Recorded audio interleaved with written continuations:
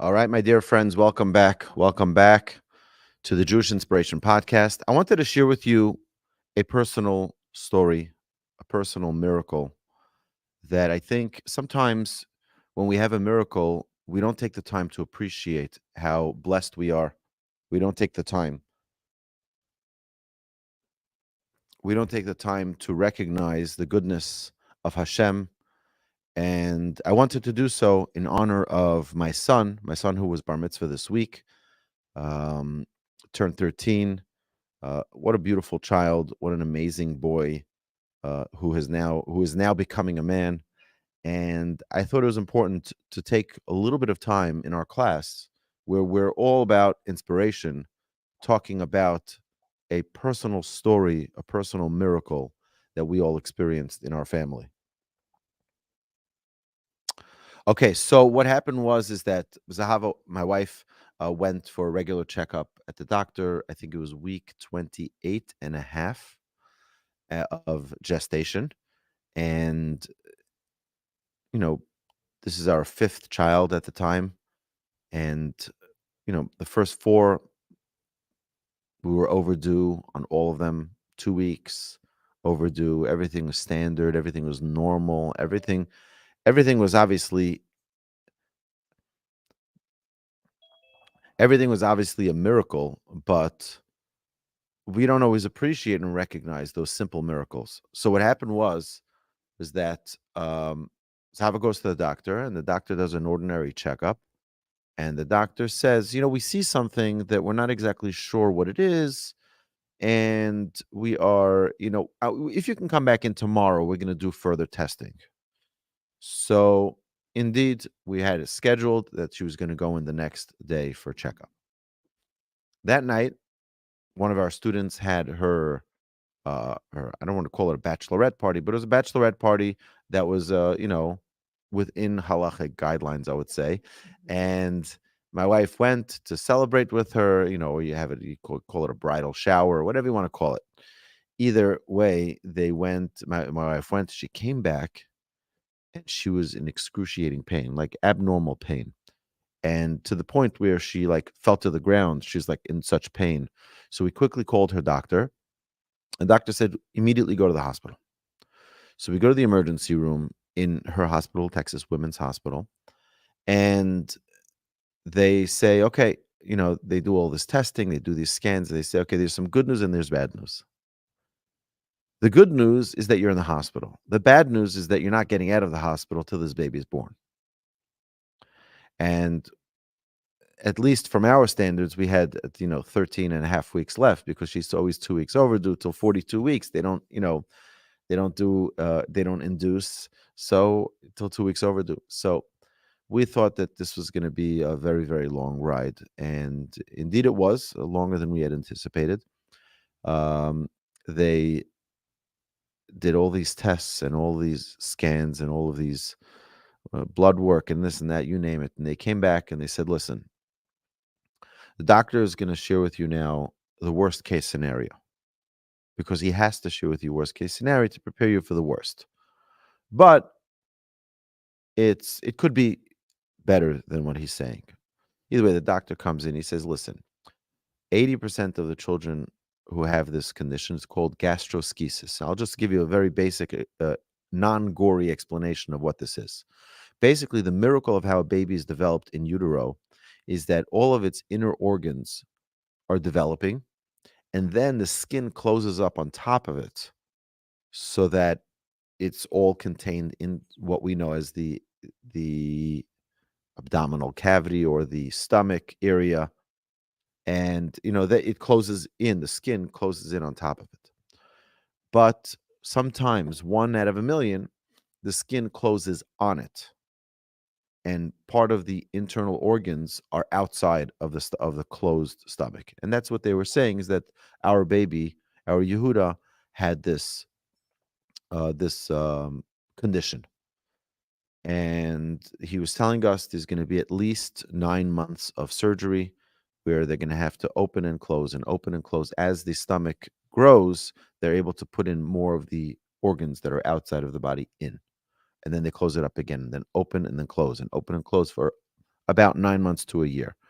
And we're like thinking, oh my goodness, in a second he leaves the room, we quickly go online and we start checking, and it's like it's really it's it's not a great way to want to have your baby come into this world with such terrible challenges. And I remember asking the doctor, I said to him, this was not our regular doctor. Our regular doctor was an amazing, amazing Jewish man, Dr. Gottesman. Most of you know him, Dr. Mark Gottesman. What a fabulous man. And this doctor who was on call at the time, I asked him, I said, we're Jewish. We're trying to be God-fearing Jews. We believe in the power of prayer. I said, is this something that can be repaired in utero? That we can have a miracle inside. He says to me, very cynically, he says, you can pray to whoever you want to pray to, but these images don't lie. And this was not Dr. Gottesman, this is the other doctor. I don't know who he was. And okay, doctor leaves the room, and we're freaking out, not knowing what to do. Like, what do we do now? Like, what is there to do? So the only thing that there's to do, the Talmud tells us that even if a sharp sword is on your throat, don't give up. Pray to Hashem. And that's exactly what we did. We didn't give up, and we prayed to Hashem. And we called my family. We called Zahava's family, and we let them know this is a serious thing. We need all the prayers. Shake up the heavens. And my brother got people together, and they went to the Western Wall every night to recite the entire Psalms. And there were groups of people having these chats of saying Tehillim, saying Psalms, and in each of our classes that we had at Torch, all in many different synagogues, I shared the story, and people were all saying that they're going to do a mitzvah, they're going to pray, they're going to talk to Hashem and try to beseech the heavens on this little unborn baby's behalf. And for 3.5 weeks, Zahava was in the hospital in what's known as the Trendelenburg position, which is the feet are higher than the head to keep the baby in with gravity. And after 3.5 weeks, at week 32, 33, the doctors say, okay, we feel that the baby's at risk, and we're going to have to induce the baby, get the baby out. So Zahava just asked, she says, if possible, I would like to have a natural birth. I don't want to do a C-section. They said, okay, we will allow that. And later on, they were questioning why they even allowed that. But they said, we will allow that, but we're going to have to do this near the operating room, not as a regular labor and delivery, because if there's any complications, we need to move you into an operating room. And the baby, either way, is going to have to go into an operating room for its own first initial set of surgeries. So we're all prepared for this as much as possible, humanly possible. And there's about, I don't know, to me it looked like there were 50 people in the room at delivery, different teams. There's the regular labor teams, there's the C-section team, there's the baby's surgical team, and the doctor is giving all the instruction. He's saying, okay, as soon as the baby's out and the cord is cut, we're going to wrap the baby in this towel. Children's operating team, you go to the operating room. Okay, you guys are on standby here if the mother needs an emergency C-section. And then he turns to me and he says to me, you don't move. You stay right beside your wife and don't go anywhere. You don't go with the baby. You don't go anywhere. There's a lot of commotion going on.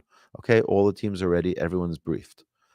Thank God, baby's born. It's a beautiful baby boy. And baby cord is cut. Baby's wrapped in a towel and rushed off to the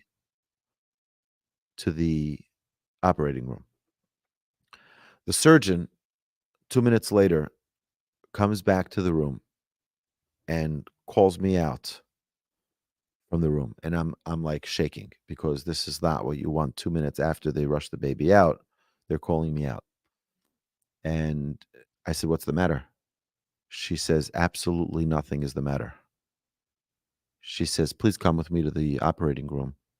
I walk into the operating room and the baby's lying there on the table. And she says, find it. And I look at this beautiful little baby and I can't find anything. Looks like a regular, normal, healthy baby. And she says, this is a miracle because these are the images. These are the images. The images don't lie. This is what the baby had. As recently as a few days earlier, or even a day earlier, they took these images and it's not there. She says, you can have your baby. So I wrap the baby up and I bring the baby back into the labor and delivery room. And the doctor's like, what in the world is going on here? I said, they said the baby has nothing. He says, that's impossible. We saw it in the images. So I hand the baby over to the doctor and he's like, we're going to have to find this soon. And he gives the baby to Zahava, and Zahava's holding her beautiful baby for the first time. And it was still a long recovery because anytime a baby is born before 36 weeks, so it's an amazing thing in the development of a little baby, of it in utero. So there are different things they learn at different times. And at 36 weeks, it learns to breathe on its own. But when a baby is born before 36 weeks, it doesn't remember yet to breathe. Our brain sends a signal to our heart to pump and to our lungs to take in oxygen and to release the carbon monoxide that we have from our deoxygenated blood that comes back into our lungs. And when that's where we breathe in, we breathe out, we inhale, we exhale. But the baby doesn't learn to do that till 36 weeks. And because the baby was born earlier, the brain didn't get into that rhythm yet. So the baby was in the NICU and the neonatal intensive care unit for about 3-4 weeks. And I remember when we came there the first time with the children, suddenly there was these loud alarms. And we were like terrified. It sounds like an air raid for a missile coming from Gaza. It's like a really loud siren. So and the nurses rush over to our little baby and they shake the baby a little bit to just move the baby around. And the baby was like, oh yeah, I forgot to breathe. And they had this monitor on the baby. And even when Yehuda came home for several months, he still was on a monitor at the house, which would wake up our entire neighborhood almost to how loud it was. Because if any time he forgot to breathe, the siren would sound and we would have to manipulate the child to remember, oh yeah, I have to breathe. Unbelievable miracles. And as we were there looking at our child, my wife and I immediately remembered the verse in the Torah where Leah gives her fourth son the name Yehuda. Because we know that Jacob had 4 wives. And ultimately, each one of those wives was supposed to have 3 of the 12 tribes. But she got more than her share. She got a 4th. And she says, Hapam odeh et Hashem. This time, I got more than my share. I got more than I deserved. And we immediately looked at each other and we said, Yehuda, that's his name. We're going to give him the name which gives thanks, that every day we remember to be thankful for the gift that Hashem has given us. Every time I hear from people that their wife had a child or their daughter had a child or their niece had a child, and of course I ask, how's the mother, how's the baby? They say, oh, mother and baby are fine. I'm like, don't take it lightly. You have no idea what a miracle this is. It's not a simple thing for a healthy baby to be born and a healthy mother to give birth. It's not a simple thing. And I cannot be more grateful to Hashem for giving us Yehuda. We also named him Noach, Yehuda Noach, because he was born Right about the time of these portions, Noach was a big tzaddik. And additionally, Zahava's grandfather, her maternal grandfather, was Noach Avraham. My father's name was Avraham, so we couldn't name him Avraham. But we named him Yehuda Noach. And it's an incredible honor and a privilege to have a child who, the doctor said is going to have asthma his whole life. He's going to have breathing problems his whole life. He's the strongest, most beautiful kid, doesn't have asthma problems, doesn't have breathing problems, thank God. Has a very powerful voice, has a very powerful passion for accomplishments and doing things and getting things done. And the bright boy, just an incredible gift from Hashem. So I think that the reason why it's so important for me to share the story with you, not only because now this week was his bar mitzvah, but also because it's important for us to give thanks to Hashem. Every single day, we start our day with Modeh Ani Lefanecha. Thank you, Hashem. I'm thankful to you, Hashem, for giving me life, for giving me the opportunity to take another breath of fresh air, for giving me eyesight to be able to see the sunrise, the sunset, to see beautiful trees, the grass, the mountains, the valleys, the snow-capped mountains, to go to beautiful places, to give me the ability to smell delicious aromas, delicious scents, to be able to hear beautiful music, to taste delicious food, and to sing and to talk and to laugh. We have to appreciate every one of the gifts that Hashem gives us and say thank you, Hashem, endlessly, to never stop thanking Hashem every minute of the day. Because Hashem does what he does to communicate with us. Hashem sometimes gives us really challenging experiences that don't always have a happy ending like this, to wake us up. And when they do have a happy ending, they're to wake us up as well. Hashem wants us close to him. He sends us these messages so that we can learn and grow from them. And to never stop saying thank you. Where the next holiday that we are going to have is in a month from now, the holiday of Hanukkah. Hanukkah is a time where we give thanks. Lehodos ulahalo. It's a holiday that's dedicated to giving thanks. Thank you, thank you, thank you, thank you. The whole holiday. Because Hashem didn't need to save us. He didn't need to give us all the goodness. And he did it anyway because he loves us. And he wants that relationship with us. So here I want to declare publicly to all of you here in the room at the Torch Center, for all of you online who are here on Zoom, those of you who are watching on Facebook, YouTube, Twitter, and all the other platforms, and all of you who will hear this in the podcast. Let's never stop thanking Hashem. If you're able to move a finger, it's thanks to Hashem.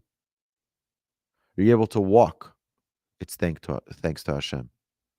Let's never stop thanking Hashem, because every movement that we make, every experience that we have is a miracle. Hashem should bless us all, that we should all merit to feel, recognize, and appreciate each and every miracle that Hashem bestows upon us every single day of our lives. Thank you so much for listening.